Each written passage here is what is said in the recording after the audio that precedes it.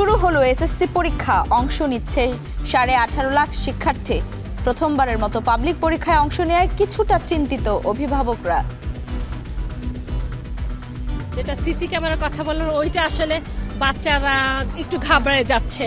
আজকে প্রথম পরীক্ষা টেনশন করতেছে বেশি, এজন্য একটু আগে আসা। জিএসসি পিএসসি কখনো পাই নাই, একটু ভীতু ভয় ভয় লাগতেছে। জ্বালানি তেল নিতে ভোগান্তি কমছেই না। আগামী মাসের শুরুতে চট্টগ্রামে আসছে অপরিশোধিত জ্বালানি তেলের চালান। আবারও উৎপাদনে ফিরবে ইস্টার্ন রিফাইনারি।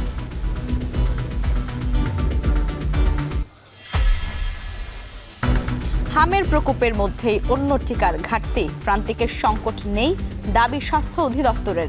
টিকা না পেলে ঝুঁকিতে পড়তে পারে শিশু স্বাস্থ্য।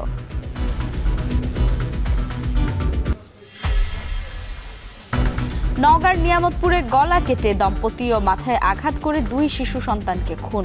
পুলিশের ধারণা ডাকাতির উদ্দেশ্যে হত্যা।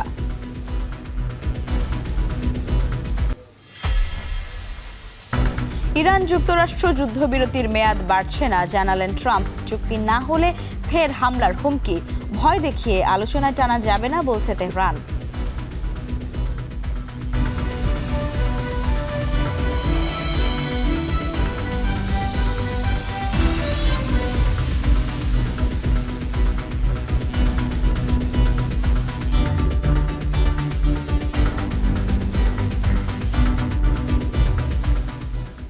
স্বাগত। এখন বাণিজ্যে। পুরো আয়োজন জুড়ে সঙ্গে আছি লাইবা জান্নাত। শুরু হলো এসএসসি ও সমমান পরীক্ষা।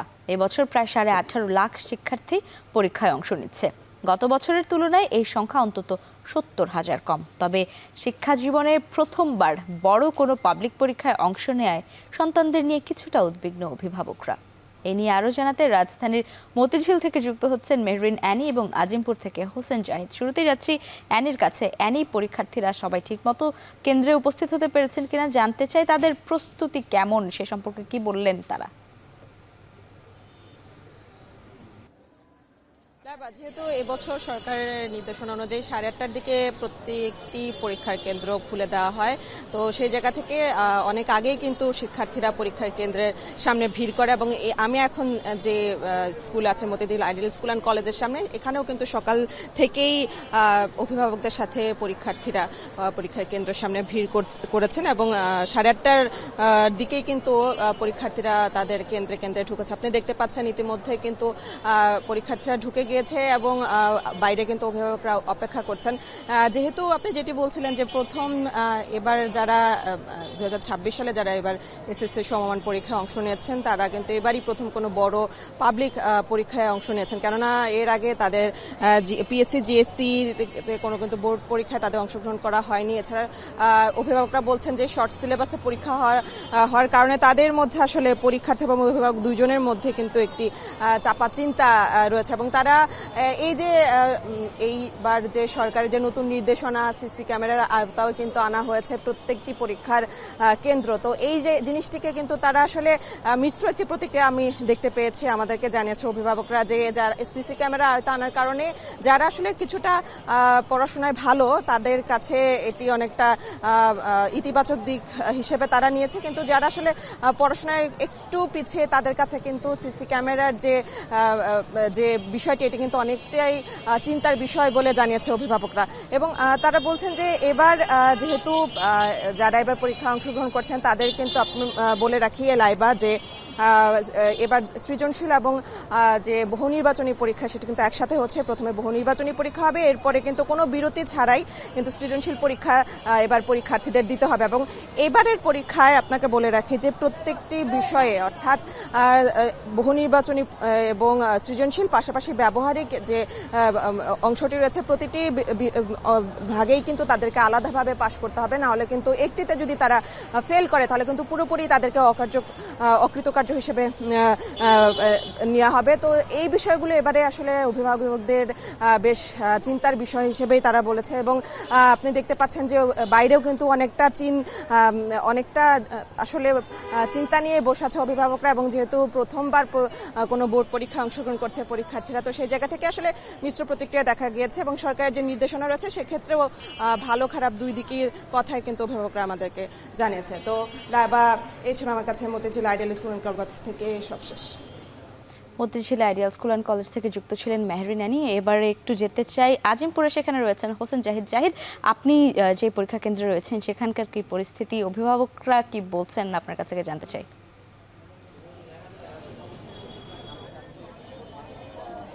এবার পরীক্ষা শুরু হওয়ার পরেই মূলত কয়েক ঘন্টার অপেক্ষা শুরু হয়। যারা অভিভাবক তাদের মধ্যে দুশ্চিন্তাও কাজ করে, তাদের সন্তান কেমন পরীক্ষা দিচ্ছেন।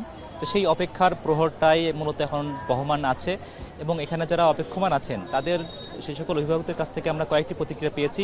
3টি ভাগে যদি ভাগ করতে চাই, প্রথমত তারা একটি বিষয়ে উদ্বিগ্ন, যেহেতু ভিন্ন ভিন্ন প্রেক্ষাপটে ভিন্ন ভিন্ন সিলেবাসে তাদেরকে পাঠদান শেষ করে তারা আজকে মূলত পরীক্ষা অংশ নিচ্ছেন তাদের সন্তানেরা। কেননা তারা 2020 সালে তখন পিএসসি জেএসসি পরীক্ষা দিতে পারলো না। তারপরে করোনা পরবর্তী সময়ে আওয়ামী লীগ সরকার যখন নতুন উদ্যোগ নিলেন যে আসলে তাদেরকে পড়তে হবে জীবনমুখী শিক্ষা, এর পরবর্তীতে দেখা গেল যে তাদেরকে সেটি আবার বাতিল করে নতুন সিলেবাসে পড়তে হলো। কাজেই এই ভিন্ন ভিন্ন সিলেবাসে শিক্ষার্থীরা কেমনভাবে পরীক্ষা দেবেন সেই বিষয়ে তো উদ্বিগ্নতা আছেই এবং তার উপরে কিন্তু এই মুহূর্তে আবহাওয়াটা বেশ তীব্র না হলেও বেশ অসহনীয় পর্যায়ে বলবো দাবদাহ কিন্তু রয়েছে। এমন একটা উষ্ণ একটা আবহাওয়াতে শিক্ষার্থীরা কতটুকু স্বাচ্ছন্দ্যে পরীক্ষা দিতে পারবেন। তৃতীয় যে পয়েন্টটি উল্লেখ করতে চাই, যেহেতু এবার পরীক্ষা নিয়ে বেশ কড়াকড়ি, যেমন ধরুন পরীক্ষার আধা ঘন্টা আগে যারা এসে পৌঁছালেন, শেষ মুহূর্তে যারা এসে পৌঁছালেন, তাদেরকে যে প্রত্যেকটা কেন্দ্রের সামনে থেকে যে এন্ট্রি করে ঢুকতে হচ্ছে, এই ক্ষুদ্র বিষয়গুলোও সাধারণ যে শিক্ষার্থীগুলো আছেন, শিশুরা আছেন কিংবা এই কিশোর আছেন, তাদের মানসিক কোনো পীড়নের কারণ হবে কিনা, এই ক্ষুদ্র ক্ষুদ্র বিষয়গুলো তাদের কোনো চিন্তার কারণ হবে কিনা, সে বিষয়ে কিন্তু অভিভাবকরা উদ্বিগ্নতা জানিয়েছেন। এই 3টি বিষয়ের পাশাপাশি এবারে যে সংখ্যাটি আমরা উল্লেখ করছি সেটি কিন্তু গতবারের তুলনায় প্রায় 71,000 সংখ্যা কম। এই কম নিয়ে হয়তো বা গবেষণা হতে পারে, জানাশোনা হতে পারে, আরও বেশি শিক্ষা মন্ত্রণালয় থেকেও কোনো বক্তব্য আসতে পারে। তবে এই কম হওয়ার পাশাপাশি এখানে কিন্তু 2টি ভাগে ভাগ করা হয়েছে। যারা সংক্ষিপ্ত সিলেবাসে যারা পরীক্ষা দিচ্ছেন সেই সংখ্যাটি 14.5 লাখ এবং যারা পূর্ণাঙ্গ সিলেবাসে পরীক্ষা দেবেন তারা কিন্তু 4 লাখ সংখ্যাটা বা তার বেশি। এবং এই ভিন্ন একটা প্রেক্ষাপটে মূলত পরীক্ষা, এবং যেটি আমাদের আরেক সহকর্মী ইয়ানিও বারবারই উল্লেখ করছিলেন যে আসলে তাদের জন্য একটি ভিন্ন অভিজ্ঞতা, কেননা তারা প্রথমবারের মতো কোনো পাবলিক পরীক্ষা অংশ নিচ্ছেন। আদতে পরীক্ষা কতটুকু ভালোভাবে তারা গ্রহণ করলেন, প্রশ্ন কতটুকু তাদের জন্য সহনীয় ছিল, পরিবেশটা কতটুকু সহনীয় ছিল, সেটি তো আসলে পরীক্ষার পরেই বলা যাবে। আপাতত অভিভাবকদের যে অপেক্ষা, সেই অপেক্ষার প্রহর যেমন কাটছে, একই সঙ্গে পরীক্ষা শেষ হওয়ার পরে সন্তানদের পরীক্ষা ভালো হলো এই শব্দটি শোনার জন্য সেই যে মুহূর্ত, সেটিও অনেকের জন্যই অপেক্ষমান আছে। লাইভ বা পরবর্তী সংবাদের চেষ্টা করব অন্য কোনো এলাকা থেকে যুক্ত হয়ে সেখানকার খবর জানাতে। আপাতত আজিমপুর থেকে আমার কাছে এই ছিল সর্বশেষ। শুরু হয়ে গেছে এসএসসি পরীক্ষা, আর তারই খবর জানাচ্ছিলেন সহকর্মীরা। এবারে রাজধানীর বাইরের এসএসসি পরীক্ষার খবর জানাতে চট্টগ্রাম থেকে যুক্ত হবেন কাজী মাহফুজ এবং সিলেট থেকে যুক্ত হচ্ছেন সন্দীপন শুভ। শুরুতে চট্টগ্রামে যেতে চাই কাজী মাহফুজের কাছে। মাহফুজ, চট্টগ্রামের কেন্দ্রগুলোর কি অবস্থা, পরীক্ষার্থীরা ঠিকমতো কেন্দ্রে পৌঁছাতে পেরেছেন কিনা এবং অভিভাবকরা কি বলছেন, সব মিলিয়ে জানতে চাই আপনার কাছ থেকে। লাইবা নির্দিষ্ট সময় অর্থাৎ 10টায় কিন্তু চট্টগ্রামের কেন্দ্রগুলোতে এসএসসি পরীক্ষা শুরু হয়েছে। তবে প্রথম দিনের পরীক্ষা হওয়ার কারণে আমরা দেখেছি সকাল 8টার পর থেকেই পরীক্ষার্থীরা কেন্দ্রে আসতে শুরু করে মূলত যানজট এবং ঝামেলা এড়ানোর জন্যই আমরা দেখেছি আগে ভাগে তারা পরীক্ষার কেন্দ্রগুলোতে আসতে শুরু করে। ফলে 9:30-35-এর মধ্যেই কিন্তু সব পরীক্ষার্থীরা কেন্দ্রে প্রবেশ করেছে। আমরা সেই দৃশ্যগুলো দেখেছি যে সকল কেন্দ্রগুলোতে আমরা ঘুরেছি। আপনাকে বলে রাখি যে নকলমুক্ত পরিবেশে সুন্দরভাবে পরীক্ষা সম্পন্ন করার জন্য চট্টগ্রাম শিক্ষা বোর্ডের পক্ষ থেকে সব ধরনের প্রস্তুতি তারা সম্পন্ন করেছে। নিরাপত্তা ব্যবস্থা জোরদার করা হয়েছে। আমরা দেখেছি নির্বাহী ম্যাজিস্ট্রেটের নেতৃত্বে যে কার্যক্রম সেটি যেমন চলমান রয়েছে, পাশাপাশি এই চট্টগ্রাম শিক্ষা বোর্ডে কিন্তু আমরা দেখেছি 76টি ভিজিলেন্স টিম কাজ করছে। তার মধ্যে 66টি সাধারণ এবং 10টি হচ্ছে বিশেষ ভিজিলেন্স টিম। আর এই শিক্ষা বোর্ডের অধীনে 5 জেলায় অর্থাৎ চট্টগ্রাম, কক্সবাজার, 3 পার্বত্য জেলা রাঙ্গামাটি, খাগড়াছড়ি এবং বান্দরবান, এই 5 জেলা মিলে 1,30,724 জন পরীক্ষার্থী এবার এসএসসি পরীক্ষায় অংশগ্রহণ করছে। এর মধ্যে মূলত 218টি কেন্দ্রে এই পরীক্ষা অনুষ্ঠিত হচ্ছে, যেখানে 1,218টি বিদ্যালয়ের পরীক্ষার্থীরা মূলত এবার এসএসসি পরীক্ষায় অংশগ্রহণ করেছে। আপনাকে বলে রাখি যে এবার কিন্তু চট্টগ্রাম শিক্ষা বোর্ডের অধীনে ব্যবসায় শিক্ষা বিভাগ থেকে সর্বোচ্চ সংখ্যক পরীক্ষার্থী এবার পরীক্ষায় অংশগ্রহণ করেছে। আর ছাত্র এবং ছাত্রীর যে তুলনা সেই জায়গায় আমরা দেখেছি এবারও ছাত্রীর সংখ্যাটাই সবচেয়ে বেশি। এদিকে জেলা প্রশাসনের পক্ষ থেকে জেলা প্রশাসক নিজেও কিন্তু বিভিন্ন পরীক্ষা কেন্দ্রে তিনি পরিদর্শন করছেন, শিক্ষা বোর্ডের কর্মকর্তারা পরিদর্শন করছেন। সবার কিন্তু একটি কথা, সুন্দর এবং নকলমুক্ত পরিবেশে সুষ্ঠুভাবে যেন পরীক্ষা সম্পন্ন হয়। একই সাথে এই পরীক্ষা কেন্দ্রের 200 গজের মধ্যে কিন্তু 144 ধারা জারি করা হয়েছে, সেটি বাস্তবায়ন করার জন্য মেট্রো বোর্ডের পুলিশের কর্মকর্তারা নিয়োজিত রয়েছেন এবং বিদ্যুৎকে নিরবিচ্ছিন্ন রাখার জন্য কিন্তু বিদ্যুৎ বিভাগ কাজ করছে, এমনটি আমরা জানতে পেরেছি। দর্শক, আমরা এবার একটু সিলেটে যেতে চাই, সেখানকার এসএসসি পরীক্ষার সর্বশেষ অবস্থা জানবো আমাদের সহকর্মী সন্দীপন শুভর কাছ থেকে। ধন্যবাদ মাহফুজ। আপনি জানেন যে 10টি বছরের যে প্রতীক্ষা এখানকার শিক্ষার্থীরা, তারা কিন্তু একটি পাবলিক পরীক্ষা পায় প্রথমেই, সেটি হচ্ছে এসএসসি পরীক্ষা। এবং এসএসসি পরীক্ষার যে কম প্রস্তুতি দরকার সেই প্রস্তুতি নিয়েই কিন্তু আজকে আমরা দেখেছি 10টা থেকে শুরু হয়ে গেছে ইতোমধ্যে পরীক্ষা। এবং সিলেট জেলার যে কয়েকটি স্কুল রয়েছে সবগুলোতে একযোগে পরীক্ষা অনুষ্ঠিত হচ্ছে। আমি একটু আপনার মাধ্যমে দর্শককে জানিয়ে রাখতে চাই, সিলেটের যে 973টি শিক্ষা প্রতিষ্ঠান, অর্থাৎ সিলেট শিক্ষা বোর্ডের অধীনে যে 4টি জেলা রয়েছে, হবিগঞ্জ, মৌলভীবাজার, সুনামগঞ্জ এবং সিলেট মিলিয়ে 4টি জেলায় 973টি শিক্ষা প্রতিষ্ঠানের মোট 89,421 জন পরীক্ষার্থী কিন্তু অংশ নিচ্ছেন আজকের এই এসএসসি পরীক্ষায়। এর পাশাপাশি যদি বলতে হয় সেক্ষেত্রে মোট কিন্তু আজকে যে 225টি যে শিক্ষা প্রতিষ্ঠান, সেখানে কিন্তু পরীক্ষার কেন্দ্র করা হয়েছে এবং এই পরীক্ষার কেন্দ্রের 200 গজের মধ্যে 144 ধারা জারি করা হয়েছে, যাতে কোনো ধরনের এখানে নিরাপত্তা ব্যবস্থা কোনোভাবেই বিঘ্নিত না হয়, সেই ব্যবস্থা কিন্তু আমরা সকাল থেকেই লক্ষ্য করেছি। এবং আরেকটু জানিয়ে রাখতে চাই, আজকে একটা আশঙ্কার খবর রয়েছে, সেটি হচ্ছে 12,000-এর বেশি শিক্ষার্থী কিন্তু এই এসএসসি পরীক্ষায় তারা গত বছরের থেকে কমেছে। অর্থাৎ গত বছর যেখানে 12,000-এর বেশি শিক্ষার্থী অংশ নিয়েছিল সেখানে কিন্তু কমে গেছে। আরেকটি তথ্য একটু আপনাকে জানিয়ে চাই যে 89,421 জন পরীক্ষার্থীর মধ্যে কিন্তু আশঙ্কাজনকভাবে কমেছে ছেলে শিক্ষার্থীদের সংখ্যা। 35,000-এর সামান্য বেশি শিক্ষার্থী তারা ছেলেরা অংশ নিচ্ছে, তার বিপরীতে কিন্তু 53,000-এর বেশি শিক্ষার্থী কিন্তু মেয়েরা, অর্থাৎ মেয়েদের সংখ্যা কিন্তু ক্রমেই বাড়ছে। এবং আমাদের সাথে একটু আগে কথা হচ্ছিল এখানকার যারা পরীক্ষার্থী এবং অভিভাবকদের সাথে, তারা যেমনটি বলছিলেন সার্বিক প্রস্তুতি, আইনশৃঙ্খলা পরিস্থিতি সব কিছুই ভালো রয়েছে, তবে একটা বিষয় বেশ উদ্বেগজনক। তারা বলছেন যে ক্রমশ কিন্তু লোডশেডিংটা বেড়েই চলছে। তারা পরীক্ষার আগেও কিন্তু প্রস্তুতি নেওয়ার সময়ে সেই লোডশেডিংয়ের বাধার শিকার হয়েছেন। আজকেও কিন্তু ভোর থেকে আমরা দেখেছি বিভিন্ন এলাকায় কিন্তু লোডশেডিং করা হয়েছে এবং যার ফলে শিক্ষার্থীর যে শেষ মুহূর্তের যে একটা প্রস্তুতি ছিল সেটিতে কিন্তু তাদের একটা বাধাবিঘ্ন হয়েছে। এবং আমরা অভিভাবকদের সাথে কথা বলেছি, তারা বারবার কিন্তু উকি দিয়ে সেই পরীক্ষা কেন্দ্রগুলো দেখছিলেন যে আসলে লোডশেডিং আছে কিনা বা আসলে বাতি জ্বলছে কিনা। এটা কিন্তু বেশ একটা উদ্বেগের কারণ। এছাড়া সার্বিক যে পরিস্থিতি, আইনশৃঙ্খলা পরিস্থিতি বলেন বা এখানকার পুলিশ কমিশনার নিজেও কিন্তু এসেছেন, পাশাপাশি প্রত্যেকটি থানা কিন্তু তারা সক্রিয় রয়েছেন যে কোনো ধরনের অনাকাঙ্ক্ষিত ঘটনা এড়ানোর জন্য। এবং বলে রাখতে চাই, নকল বিরুদ্ধে কিন্তু একটা জোরদার অবস্থান রয়েছে এখানকার যারা আইনশৃঙ্খলার সাথে রয়েছেন সবারই। তো এই ছিল আমার কাছে সিলেটের এসএসসি পরীক্ষার সর্বশেষ খবর। রাজধানীর বাইরের এসএসসি পরীক্ষার খবর জানাচ্ছিলেন সহকর্মীরা। জ্বালানি তেল সংগ্রহে পেট্রোল পাম্পগুলোতে গ্রাহকদের ভিড় কমছেই না। তেলের জন্য দীর্ঘ সারিতে দাঁড়িয়ে আজও অপেক্ষা করছেন অনেকেই। এই অবস্থার প্রভাব পড়েছে পরিবহন ব্যবস্থায়, দেখা দিয়েছে চরম অচলাবস্থা। এ নিয়ে আরও জানাতে রাজধানী থেকে যুক্ত হচ্ছেন সাজিদ আরাফাত এবং দিনাজপুর থেকে যুক্ত হচ্ছেন কঙ্কন কর্মকার। শুরুতেই যেতে চাই সাজিদের কাছে। সাজিদ, তেল সংগ্রহে ভোগান্তি তো নিত্যদিনেরই চিত্র, গ্রাহকরা কি বলছেন? আর আরেকটু জানাবেন যে পাম্পগুলোতে যে বাড়তি জ্বালানি সরবরাহের কথা বলা হচ্ছে সেগুলো ঠিকঠাক মতো হচ্ছে কিনা?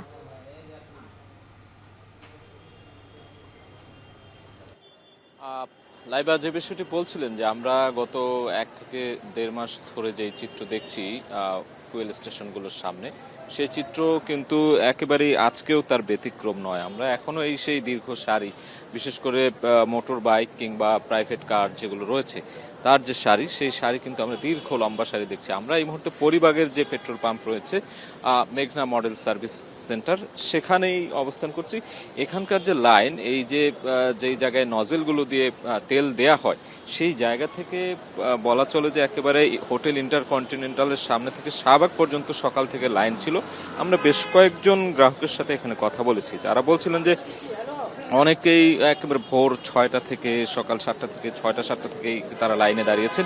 এই মাত্র তারা কাছাকাছি এসে পৌঁছাতে পেরেছেন, অর্থাৎ প্রায় 4 ঘন্টারও বেশি সময়, 4 ঘন্টা ধরেই তারা এখানে এই দীর্ঘ লাইনে অপেক্ষা করছেন। এবং এখানে এই যে আপনি দেখছেন যে ফুয়েল পাস যে অ্যাপ, সেই অ্যাপের মাধ্যমে কিন্তু দেয়া হচ্ছে যে 7টি পাম্পে প্রথমত যে একেবারে নির্ধারিত করা হয়েছিল যে ঢাকার এই কয়েকটি পাম্প, ঢাকার বাইরেও বেশ কিছু পাম্পে এই যে ফুয়েল পাসের যে বিষয়টি, যে এখানে নির্দিষ্টভাবে ফুয়েল পাস দিয়ে সেটির মাধ্যমে তেল নেয়া, সেই কার্যক্রম কিন্তু আমরা দেখছি চলছে। এবং বলা হচ্ছে যে দাম বৃদ্ধিও করা হয়েছে এরই মাঝে সরকারিভাবে, এবং যে তেলের পাম্পগুলোতে যে সরবরাহ ব্যবস্থা, সেই সরবরাহ কিন্তু বাড়ানো হয়েছে 10% করে, 10%, 15% করে।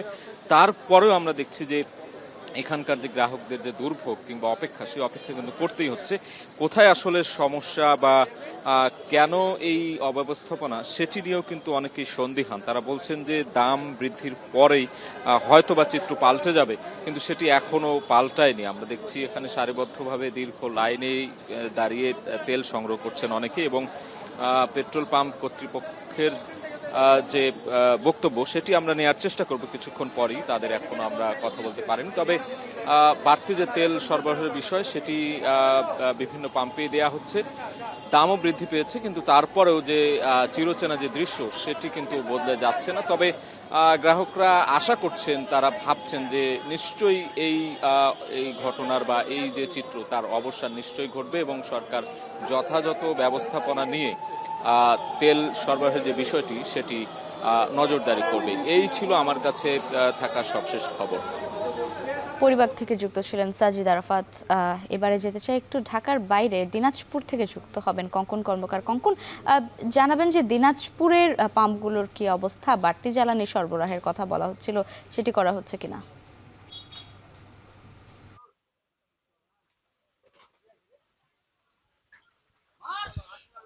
লাইবা, শুরুতে আপনাকে দিনাজপুরের যে আপনি জানেন যে কৃষি প্রধান এলাকা, তেলের সংকটের কারণে কৃষি পণ্য এখান থেকে যে পরিবহনের যে সংকটটা তৈরি হয়েছে, সেটি আপনাকে একটু আমি প্রথমে জানিয়ে রাখি যে এখান থেকে এই দিনাজপুরের এখন আমি যে জায়গাটিতে আছি, এটি গাবুড়া একটি জায়গা। আপনি জানেন যে দিনাজপুরে যে গ্রীষ্মকালীন যে টমেটো হয়, সেটি এখান থেকে কিন্তু বাংলাদেশের প্রতিটি জেলায় কিন্তু এখান থেকে পাঠানো হয়। কিন্তু এখানকার ব্যবসায়ীরা বলছেন প্রতিদিনই কিন্তু এখান থেকে টমেটো প্রায় 1 থেকে 150 ট্রাকে লোড হয়ে কিন্তু দেশের বিভিন্ন প্রান্তে কিন্তু যায়।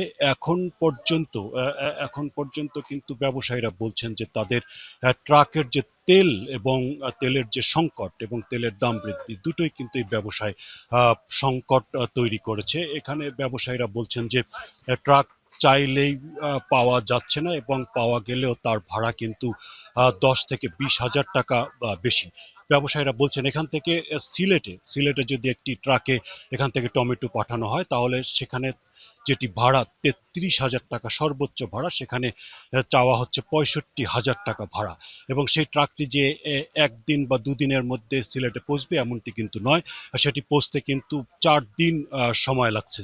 তো এটিও একটি সংকট তৈরি করছে। আর পেট্রোল পাম্পগুলোর কথা যদি বলি, এখানে কিন্তু পেট্রোল পাম্পগুলোতে তেলের যে চাহিদা, সেটি কিন্তু এখনো চাহিদা মতো দেওয়া হচ্ছে না। আর দিনাজপুরের যে পেট্রোল যে পাম্পগুলো আছে, এখানে মোটরসাইকেলের সংখ্যা কিন্তু প্রতিদিনই বাড়ছে, এবং পেট্রোল পাম্পের সংখ্যাও কিন্তু কমানো হচ্ছে। দিনাজপুরে কিন্তু আজকে 2টি পেট্রোল পাম্পে তেল দেওয়া হচ্ছে। এই ছিল আমার কাছে সর্বশেষ তেল নিয়ে সংবাদ। জ্বালানি পরিস্থিতি নিয়ে জানাচ্ছিলেন সহকর্মীরা। মধ্যপ্রাচ্যের যুদ্ধ শুরুর পর আগামী মাসের প্রথম সপ্তাহে আসছে অপরিশোধিত জ্বালানি তেলের প্রথম চালান। সৌদির ইয়ানবু বন্দরে 1 লাখ টন তেল নিয়ে এমটি নিনেমিয়া জাহাজ আজ ভোরে চট্টগ্রামের পথে রওনা হয়েছে। তেলের এই চালান এলেই ইস্টার্ন রিফাইনারিতে ফের উৎপাদন শুরু হবে। হাজেরা শিউলির প্রতিবেদন। অপরিশোধিত জ্বালানি তেলের জন্য পুরোপুরি মধ্যপ্রাচ্যের উপর নির্ভরশীল বাংলাদেশ। বছরে প্রায় 15 লাখ টন জ্বালানি তেল পরিশোধন করে বাজারজাত করে ইস্টার্ন রিফাইনারি। গেল 28 ফেব্রুয়ারি যুক্তরাষ্ট্র ও ইসরায়েলের হামলার পর ইরান হরমুজ প্রণালী আটকে দিলে বন্ধ হয় অপরিশোধিত তেল আমদানি। এতে সৌদি আরবের রাস্তানুরা বন্দরে আটকা পড়ে ইস্টার্ন রিফাইনারির 1 লাখ টনের ক্রুড অয়েলের জাহাজ। ফলে স্পট মার্কেট থেকে চড়া দামে বেশি করে পরিশোধিত তেল কিনতে হচ্ছে সরকারকে। এ অবস্থায় মজুদ তেল দিয়ে টেনে টুনে প্রায় 1.5 মাস চালালেও অপরিশোধিত তেল সংকটে 23 এপ্রিল একমাত্র তেল শোধনাগার ইস্টার্ন রিফাইনারির মূল 2টি ইউনিটের উৎপাদন বন্ধ হয়ে যায়। অবশেষে যুদ্ধ শুরুর 50 দিন পর বিকল্প পথে লোহিত সাগর দিয়ে আমদানি করা হচ্ছে ক্রুড অয়েল। সৌদি আরবের ইয়ানবু বন্দর থেকে 1 লাখ টন ক্রুড অয়েল বোঝাইয়ের পর ভোরেই চট্টগ্রাম বন্দরের উদ্দেশ্যে যাত্রা করেছে জ্বালানি তেলবাহী জাহাজটি। পৌঁছাবে মের প্রথম সপ্তাহে। এতে আবার পুরোদমে উৎপাদনে ফিরবে ইস্টার্ন রিফাইনারি। স্বস্তির খবর, 2 লাখ টন ক্রুড অয়েল নিয়ে আগামী মে মাসেই বন্দরে ভিড়বে আরও 2টি জাহাজ। কারণ মে মাসে আপনার টোটাল আমরা দেখতে পাচ্ছেন, আমি 3টা কার্গোর কথা বললাম, প্রায় 3 লাখ টন। আর যদি নর্ডিক প্লাস সহ আমরা আনতে পারি তাহলে বাই মে 31 মের মধ্যে আমাদের 4টা কার্গো, দ্যাট ইজ 4 লক্ষ টন আমরা ক্রুড অয়েল আমরা ইম্পোর্ট করতে পারবো। এদিকে জ্বালানি সংকট নেই বললেও সরবরাহ স্বাভাবিক না হওয়ায় সড়ক ও নৌপথে পণ্য পরিবহনে ভোগান্তি কাটছে না। জ্বালানির মূল্যবৃদ্ধিতে বেড়েছে পণ্য পরিবহন ব্যয়ও। আর চাহিদা অনুযায়ী ডিজেল না পাওয়ায় বহির্নোঙরে পণ্য খালাস ও অভ্যন্তরীণ নৌপথে পণ্য পরিবহনে সংকট বেড়েছে। টোটাল 120টা জাহাজ চট্টগ্রামে বসা আছে তেলের সংকটের জন্য, ম্যানেজ করে করে যাচ্ছে, কিন্তু আসামও পাচ্ছে না। সরকার তেল রেট বাড়াইছে, তাও তেল সেটা পাওয়া দরকার, পাচ্ছে না।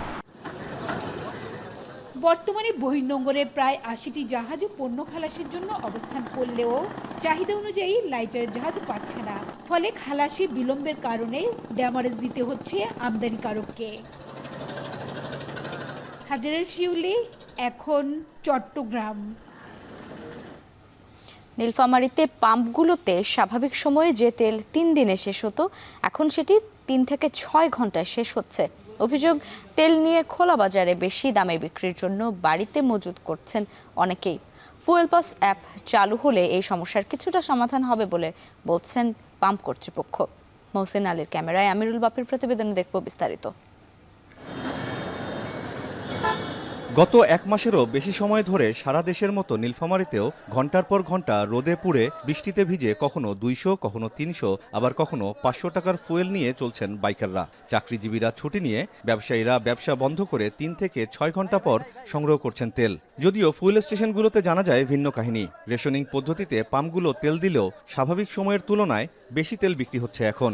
আগে দিনে বিক্রি হতো 1.5 থেকে 2,000 লিটার, এখন মাত্র 3 থেকে 6 ঘন্টায় সমপরিমাণের চেয়েও বেশি তেল বিক্রি হচ্ছে। নীলফামারী, ডোমার, ডিমা, জলঢাকা থেকে একদিনে হুড়ুর করে আসতেছে। খালি পাম্পে তেল পাওয়া যাচ্ছে, সবাই দৌড়াও। নর্মালি আমাদের পেট্রোল অকটেন প্রতিদিন 1200 থেকে 1400 লিটার বিক্রি হইতো, আর এখন মনে করেন 4000 লিটার বা 3000 লিটার যদি পাই আমরা প্রায় 4-5 ঘন্টার মধ্যে শেষ হয়ে যায়। তাহলে এত পরিমাণ ফুয়েল যাচ্ছে কোথায়? প্রত্যেকদিন আলাদা আলাদা পাম্পে একই মুখ বারবার দেখা যাচ্ছে।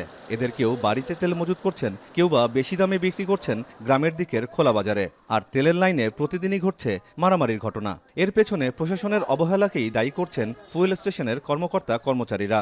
তেল নিচ্ছে, নেওয়ার পর আবার সাইডে যায় ট্যাঙ্কি খালি করতেছে। আমাদের চোখের সামনে আমরা দেখছি, বেশ কয়েক জায়গায় দেখছি।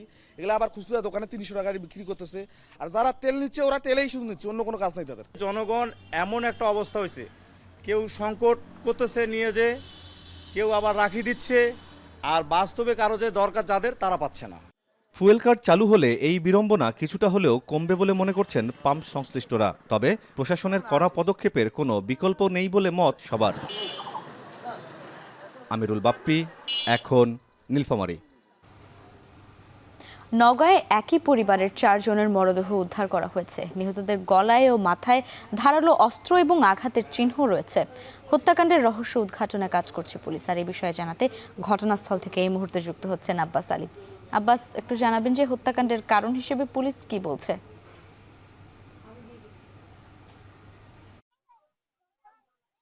লাইবা আমি এখন অবস্থান করছি নওগাঁ জেলার নেমতপুর উপজেলার বাহাদুরপুর গ্রামে। এই গ্রামে একটি বীভৎস ঘটনা ঘটেছে, যে একই পরিবারের 4 জনকে জবাই করে হত্যা করার ঘটনা ঘটেছে। তো এই বাড়ির যিনি মালিক রয়েছেন, নাম হচ্ছে নমির উদ্দিন। তার সঙ্গে কথা হয়েছে, যে আমরা কথা বলেছিলাম, তিনি জানিয়েছেন যে এই বাড়িতে 5 জন, অর্থাৎ এই নমির উদ্দিন সহ 5 জন বসবাস করেন। তার ছেলে, ছেলের বউ, নাতি এবং নাতনি বসবাস করতেন। গতকাল রাতেও তারা একই সঙ্গে খাবার খেয়ে ঘুমিয়ে পড়েন। তারপর থেকে আসলে আর কোনো খবর তিনি জানতে পারেনি। তবে ফজরে তিনি নামাজ পড়ার জন্য উঠে দেখেন যে বাড়ির যে মূল দরজা রয়েছে সেই দরজাটি খোলা ছিল। এরপর তিনি তার ছেলের ঘরে যান এবং ছেলের ঘরে যেহেতু দরজা লাগানো ছিল, অর্থাৎ সিটকি ছাড়াই লাগানো ছিল, তারপরে এই ছেলেকে তিনি অনেকবার ডাকাডাকি করে যখন তিনি কোনো সাড়া পান নাই, তারপর তিনি ঘরে প্রবেশ করেন এবং ঘরে প্রবেশ করেও তিনি তার ছেলেকে ডাকছিলেন, যে কোনো সাড়া না পাওয়ার কারণে যখন তিনি তার ছেলের শরীরে হাত দেন, দেখা যাচ্ছে যে নিস্তেজ অবস্থায় পড়েছিল এবং দেখা যাচ্ছে যে সেই চৌকি, যে চৌকিতে শুয়েছিল সেই চৌকিটি রক্তাক্ত অবস্থায় পড়েছিল এবং তার অর্থাৎ ছেলের বউ পপি 24 বছর বয়স, তিনি মেঝেতে পড়েছিলেন এবং তার নাতি জাকির হোসেন 8 বছর বয়স এবং নাতনি সাদিয়া 2.5 বছর বয়স, তারা এই চৌকি থেকে নিচে পড়েছিলেন এবং রক্তাক্ত অবস্থায় পড়েছিলেন। এরপর তিনি বাহিরের দরজা যেহেতু দেখলেন যে খোলা অবস্থায় রয়েছে, তারপর তিনি বাড়িতে দেখলেন যে বাড়িতে ঢোকার মতো কোনো পরিবেশ ছিল না। তারপর তিনি ধারণা করলেন যে এই বাড়ির প্রাচীর টপকে কেউ হয়তো গভীর রাতে প্রবেশ করেছিল এবং এই নৃশংস ঘটনা ঘটছে। অর্থাৎ এই বাড়িতে প্রবেশ করার পর ঘরে এই যে নিহত যিনি হয়েছেন হাবিবুর রহমান, সেই ঘরের জানালা ভেঙে প্রবেশ করেছেন বলে জানিয়েছেন এই বাড়ির মালিক নমির উদ্দিন। তিনি বলেছেন যে বেশ কয়েক বছর আগে তার স্ত্রী মারা গেছেন, সেই মারা যাওয়ার পর তার সমস্ত সম্পত্তি তার ছেলেকে দিয়েছেন। অর্থাৎ এই জমি জমা সংক্রান্ত বিরোধের জের ধরে তার এই ছেলে বউ এবং নাতনিকে হত্যা করার ঘটনা হয়ে থাকতে পারে। এখানে থানা পুলিশ এসেছেন, আমি ওসির সঙ্গে কথা বলেছি, তিনি জানিয়েছেন যে প্রয়োজনীয় ব্যবস্থা গ্রহণ করা হচ্ছে এবং বিষয়টি তদন্ত গ্রহণ করা হচ্ছে। তো এই ছিল এখন পর্যন্ত আমার কাছে এই মার্ডার নিয়ে সবশেষ। নওগাঁয় একই পরিবারের 4 জনকে হত্যা করা হয়েছে, আর সে খবরই জানিয়েছিলেন আব্বাস আলী। এবারে জানাবো হজ ফ্লাইটের খবর।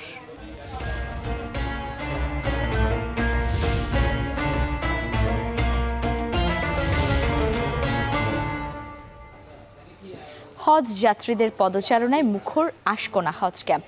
দীর্ঘদিনের স্বপ্ন বুকে নিয়েই আল্লাহর ঘরে যাচ্ছেন তারা। ব্যবস্থাপনায় সন্তুষ্টি থাকলেও ট্রলির স্বল্পতা ও ইমিগ্রেশন প্রক্রিয়া আরও সহজের দাবি অনেকের। সোমবার 13টি ফ্লাইটে 5,345 জন সৌদি আরবে গিয়েছেন, আর দুদিনে পৌঁছেছেন 10,213 জন। আরও জানাচ্ছেন শাহরিয়ার জামান পুলক। এই দম্পতির মতো যারা বছরের পর বছর স্বপ্ন দেখেছেন হজে যাওয়ার, অবশেষে সেই স্বপ্ন পূরণ হচ্ছে এবার।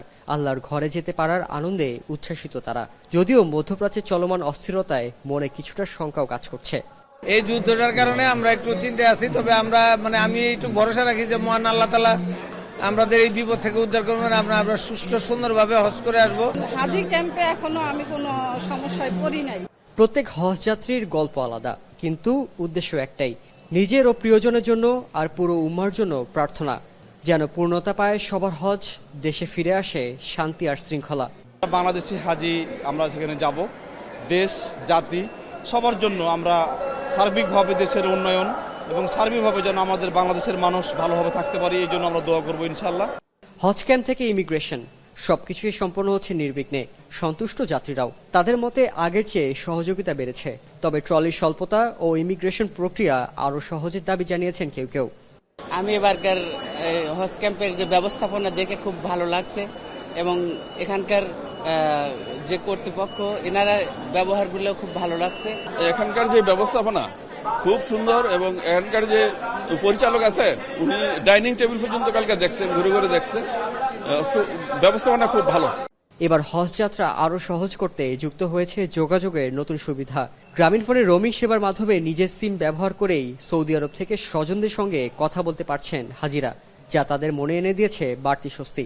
পারিবারিক বিশেষ কাজের প্রয়োজনে আমরা আমাদের বাংলাদেশি সিমটাকে রোমিং করেছি, সেই ক্ষেত্রে আমরা প্রত্যাশা রাখছি আমরা ভালো সার্ভিস পাবো, ভালো সেবা পাবো। সোমবার 13টি ফ্লাইটে 5,345 জন যাবেন সৌদি আরবে। শাহরিয়ার জামান পুলক, এখন ঢাকা। হামের প্রকোপের মধ্যেই সংকট দেখা দিয়েছে শিশুদের অন্যান্য টিকার। কোথাও সিরিঞ্জ সংকটে স্থবির টিকা কার্যক্রম, ফলে টিকা দিতে এসে খালি হাতে ফিরছেন অনেকেই। তবে কেন্দ্রীয়ভাবে মজুতে ঘাটতি থাকলেও প্রান্তিক পর্যায়ে সংকট নেই বলে দাবি স্বাস্থ্য অধিদপ্তরের। অপরদিকে সময়মতো টিকা না পেলে শিশু স্বাস্থ্য হুমকিতে পড়বে বলে শঙ্কা। রাজীব হোসেনের প্রতিবেদন। সন্তানকে নিয়ে টিকা দিতে এসেছেন মা। অন্যান্য টিকা পেলেও পোলিওর ওপিভি টিকা দিতে পারেননি। 1 মাস পর যোগাযোগ করার কথা বলা হয়েছে কেন্দ্র থেকে। সন্তানকে সময়মতো টিকা দিতে না পারায় দুশ্চিন্তা ভর করছে তার উপর। 45 দিন বয়সে যেসব টিকা দেওয়ার কথা ছিল সবগুলোই পেয়েছি, শুধু একটা বাদে, সেটা হলো মুখে যেটা খাওয়ায়, আমরা যেটাকে ছোটবেলাতে পোলিও টিকা বলতাম, ওটা বাদে আর বাদ বাকি সবগুলো দেওয়া গিয়েছে। রিসেন্ট আমাদের ওরাল পোলিও ভ্যাকসিন যেটা, ওটা শুধুমাত্র আমাদের সাপ্লাই আপাতত নাই, তাছাড়া সব টিকাই আছে। জন্মের 15 মাসের মধ্যে একটি শিশুকে সরকারিভাবে 14 ডোজ টিকা দেওয়া হয়। এর মাধ্যমে অন্তত 10টি রোগ থেকে সুরক্ষা পায় শিশুরা। তবে বর্তমানে ঢাকাসহ দেশের কয়েকটি জেলায় কিছু কিছু টিকার সংকট দেখা দিয়েছে। কোথাও কোথাও মজুদ টিকা শেষ হয়ে যাবে মে মাসের আগে। এরই মধ্যে সিরিঞ্জের সংকটেও কিছু জায়গায় বন্ধ রয়েছে টিকাদান। এর মধ্যে রাজধানীতে পোলিওর ওপিভি টিকা, যশোরে পেন্টাভ্যালেন্ট ও যক্ষ্মার বিসিজি টিকা এবং কুমিল্লায় পেন্টাভ্যালেন্ট, বিসিজি ও নিউমোকক্কাল নিউমোনিয়ার পিসিভি টিকার সংকট দেখা দিয়েছে। স্বাস্থ্য অধিদপ্তর বলছে কেন্দ্রীয় ভাণ্ডারে বর্তমানে বিসিজি, ওপিভি ও এমআর টিকার মজুত নেই। তবে আগেই প্রান্তিক পর্যায়ে এসব টিকা বরাদ্দ দেওয়া হয়েছে। সরবরাহজনিত জটিলতা ও চাহিদা বাড়ায় কোথাও কোথাও সংকট দেখা দিচ্ছে। মজুতের যে জিনিসটা আমাদের এখানে বিসিজি, ওপিভি, এমআর এই ভ্যাকসিনগুলো মজুত সেন্ট্রাল ডিপোতে মজুত শেষ, কিন্তু যেখানে ভ্যাকসিনেশন প্রোগ্রামগুলো চলতেছে সেগুলোতে এখনো পর্যন্ত স্টক আছে, যে কোনোটাতে 2 মাস, কোনোটাতে 4 মাস এরকম স্টক আছে। এদিকে বিগত সময়ের সিদ্ধান্তহীনতার কারণে মজুতে ঘাটতি তৈরি হয়েছে জানিয়ে স্বাস্থ্য অধিদপ্তর বলছে শীঘ্রই ভ্যাকসিন দেশে চলে আসবে। এছাড়া আপৎকালীন পরিস্থিতি তৈরি হলে 72 ঘন্টার মধ্যে ভ্যাকসিন ব্যবস্থা করা যাবে। এবার ঘাটতিটা হচ্ছে শুধুমাত্র ডিসিশনের জন্য, যে 50% আমরা ডাইরেক্ট কিনবো আর 50% আমরা টেন্ডারের মাধ্যমে কিনবো। তো এটাও মিটিগেট হয়ে গেছে। কিন্তু যদি এমার্জেন্সি হয় সেই ক্ষেত্রে কোনো একটা দেশের চালান শিফট করে ওই এমার্জেন্সি পিরিয়ডটা কভার করার জন্য অন্য জায়গাতেও তারা এটাকে মোবিলাইজ করতে পারে। অন্যদিকে সময়মতো টিকা দেয়া না গেলে শিশু স্বাস্থ্য ঝুঁকির মধ্যে পড়বে বলে জানিয়েছেন চিকিৎসকরা। পাশাপাশি কমবে টিকার কার্যকারিতা। অবশ্যই অনেক বেশি ঝুঁকিতে পড়বে যদি টিকার সংকট দেখা দেয়, কারণ এই পে শিডিউলের মধ্যে যেটা সম্প্রসারিত টিকাদান কর্মসূচি অনেক বছর ধরে চলছে, যার জন্য কিন্তু অনেকগুলো রোগ আমাদের নিয়ন্ত্রণে আছে, যেটা বাচ্চাদের সেগুলো কিন্তু একদমই নিয়ন্ত্রণহীন হয়ে পড়বে। বিদ্যমান পরিস্থিতি বিবেচনায় ইউনিসেফ থেকে সরাসরি 421 কোটি টাকার টিকা কিনছে সরকার। এই ক্রয় প্রক্রিয়া দ্রুত সম্পন্ন না হলে হামের মতো অন্য রোগের প্রকোপ জটিল আকার ধারণ করতে পারে বলে আশঙ্কা করছেন চিকিৎসকরা। রাজীব হোসেন, এখন, ঢাকা। সাভারে যেন নতুন আতঙ্কের নাম মশা। দিন রাতের ব্যবধান না মেনেই বাড়ছে মশার উপদ্রব। এতে একদিকে যেমন বাড়ছে ডেঙ্গু, চিকনগুনিয়ার ঝুঁকি, অন্যদিকে দুর্ভোগে পড়েছেন সাভারবাসী। এই অবস্থায় মশক নির্ধনে কার্যকর ব্যবস্থা নেওয়ার দাবি তাদের। বিস্তারিত জানাচ্ছেন হুমায়ুন কবির। সাভারের বিভিন্ন এলাকায় ড্রেন, নালা ও জমে থাকা পানিতে জন্ম নিচ্ছে অসংখ্য মশা।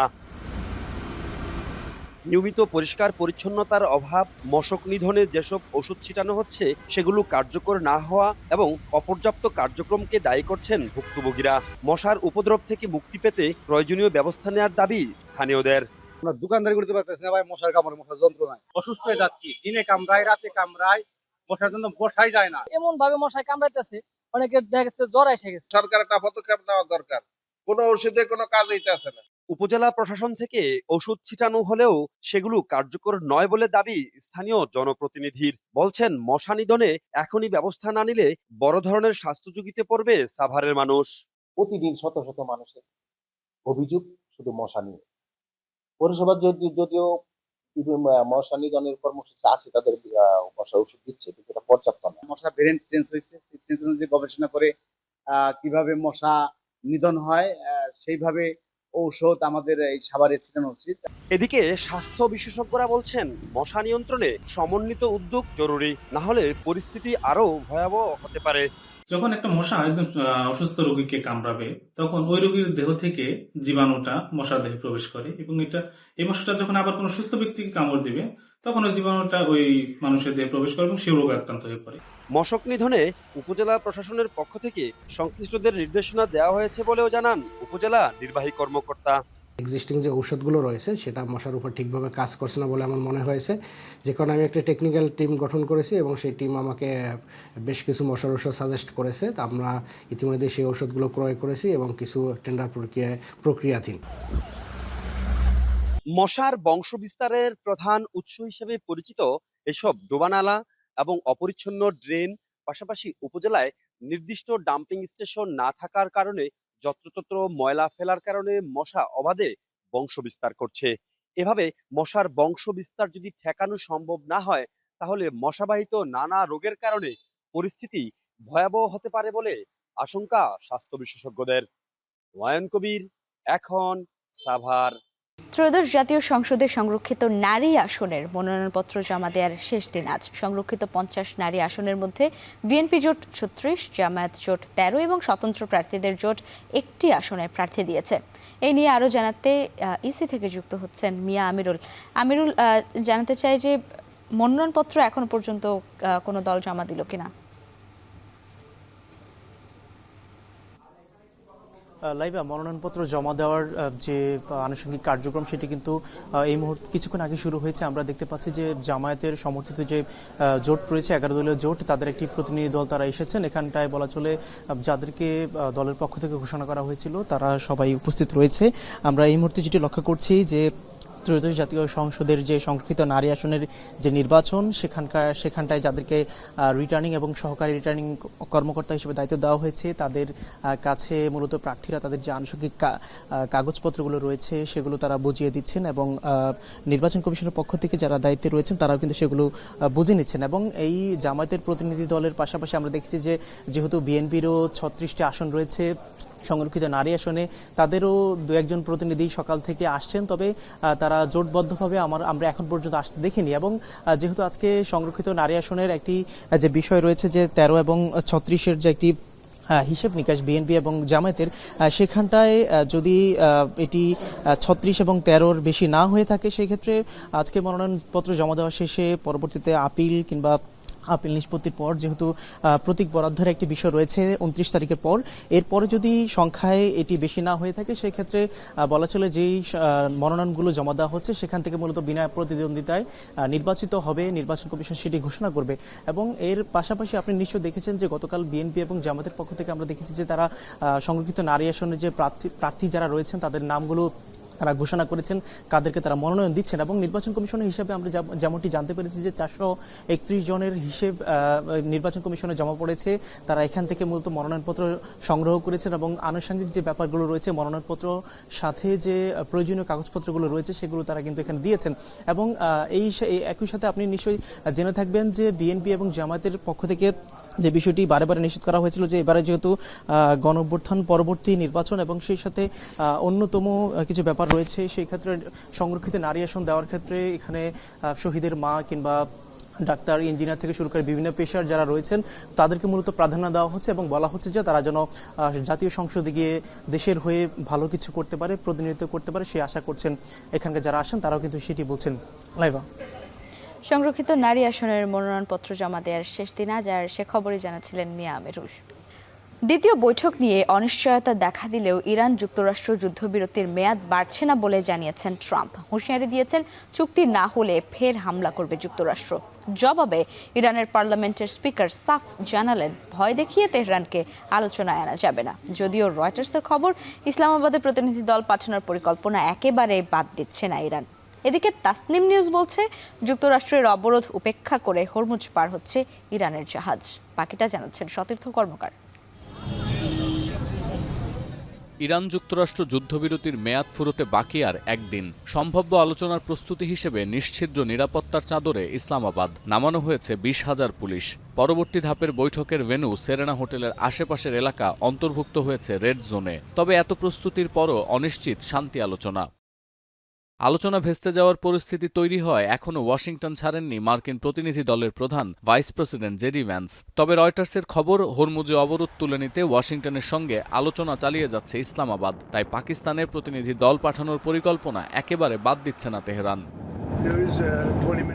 দ্বিতীয় দফা বৈঠক নিয়ে এই অনিশ্চয়তার মধ্যেই ট্রাম্প জানালেন যুদ্ধবিরতির মেয়াদ বাড়বে না। ওয়াশিংটনের স্থানীয় সময় বুধবার সন্ধ্যায় শেষ হবে যুদ্ধবিরতি। এছাড়াও ইরানকে সতর্ক করে বলেছেন চুক্তি না করলে ফের হামলা করবে যুক্তরাষ্ট্র।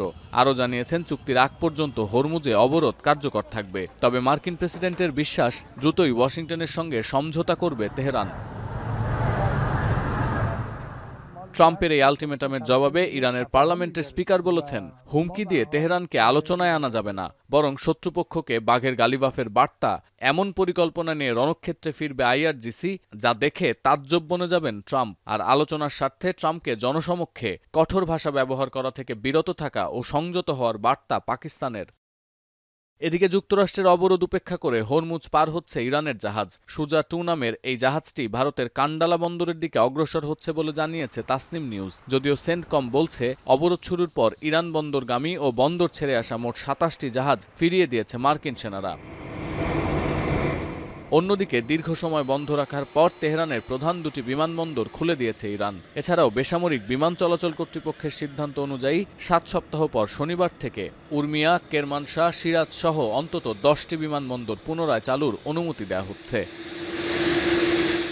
সতীর্থ কর্মকার, এখন বিশ্ব। আর ছিল এখন বাণিজ্য। এখন টেলিভিশন ওয়েবসাইটে দেখতে ভিজিট করুন এখন.tv, এছাড়া ফেসবুকে দেখতে ভিজিট করুন facebook.com/tv.এখন এবং ইউটিউবে দেখতে ভিজিট করুন youtube.com/c/echontv।